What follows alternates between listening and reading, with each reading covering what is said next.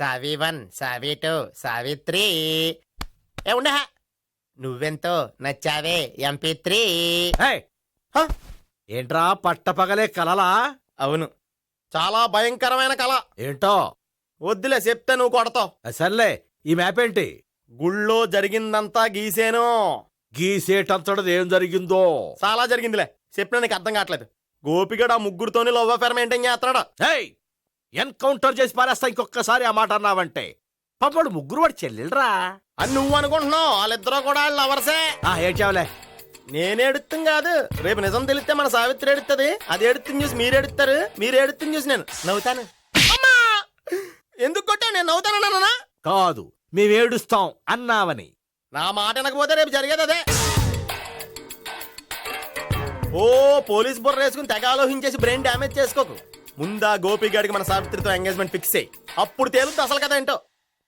Okay, అయితే వెంటనే వెళ్ళి అక్క బావతో పెళ్లి విషయం మాట్లాడదాం.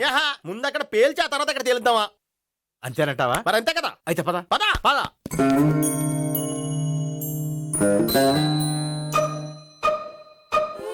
ఏమండి, ఇంట్లో ఎవరు లేరా? నేను తప్పెవరు లేరు. నువ్వు ఉన్నావు కదా సార్లే. అవును, నువ్వు సావిత్రి బావ కదూ? మీకెళ్ళి తెలుసు? నీ గురించి నాకు చాలా విషయాలు తెలుసు. ఈయనెవరు? మా బాబాయ్. అదేంటి, నాకంటే కోక్ ఎక్కువ తాగుతాడా? కళ్ళు బయటకు వచ్చేసినాయి. అలాంటిదేం లేదు, మ్యానుఫాక్చరింగ్ డిఫెక్ట్. ఓ, ఎంతకీ ఎందుకు వచ్చినట్టు? మీతో పెళ్లి విషయం మాట్లాడదామని. నాకు పెళ్ళి ఆల్రెడీ 40 years అయింది. మళ్ళీ చేసుకోండి, ఫ్రెష్ గా ఉంటది. వచ్చింది మీ పెళ్లి గురించి కాదు, గోపి సావిత్రి పెళ్లి గురించి. వాళ్ళ పెళ్లి గురించి వాళ్ళు మాట్లాడుకుంటే బాగుంటుంది, కానీ మనం ఎందుకు మాట్లాడడం? పెద్దలో మనం కూడా మాట్లాడుకోవాలి కదండి. అనుకోండి.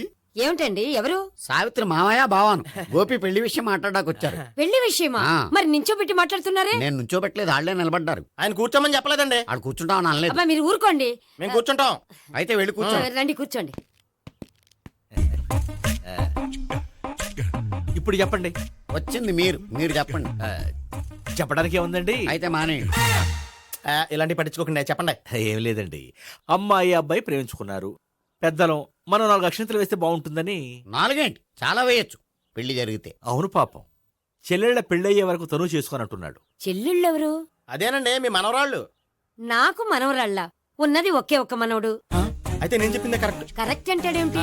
ఏమి లేదమ్మా, గోపి తనకు 3 చెల్లెళ్ళు ఉన్నారు అని చెప్పాడు. అలా చెప్పాడా గోపి? అయితే అదే కరెక్ట్. వాడికి 3 చెల్లెళ్ళు.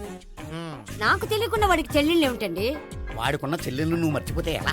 మేము వెళ్ళి కాఫీ తీసుకొస్తాం, మీరు కూర్చోండి. అబ్బే, అది నువ్వు పద, కాదండి. నువ్వు పద, కాఫీ చేద్దాం పద. ఈడు కవర్ చేసాడు. అసలు ఇదంతా చూస్తుంటే నీకు ఆ గోపిగడు పెద్ద గోల్మాల్ గోవిందాలు అనిపించట్లేదా?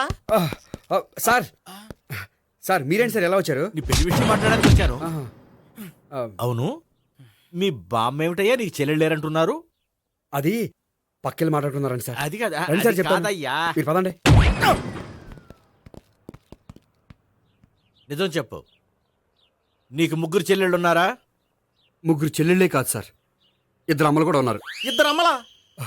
అవును, నాకు ఒక నాన్న, 2 అమ్మలు, 3 చెల్లెళ్ళు. అంటే మా నాన్నకి 2 పిల్లలు. చెప్పిందే మళ్ళీ చెప్తున్నావు. పండు, చెప్పు. నేను మొదటి పిల్లం కొడుకుని. ఆ 3 అమ్మాయిలు నా 2వ అమ్మ కూతుళ్ళు. మా బామ్మకి మా నాన్న 2 పెళ్లి చేసుకోవడం ఇష్టం లేక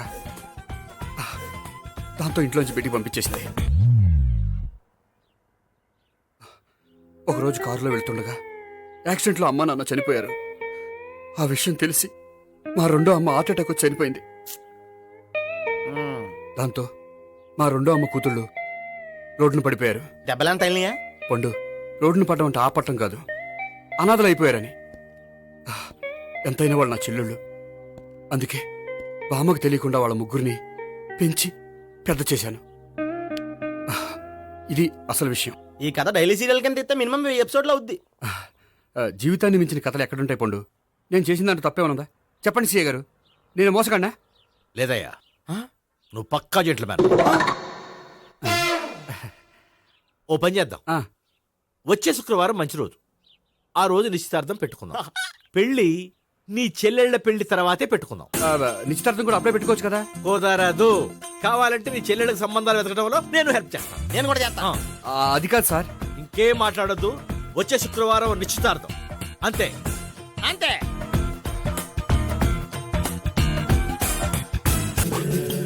కొద్దిగా పక్కకి రమ్మా.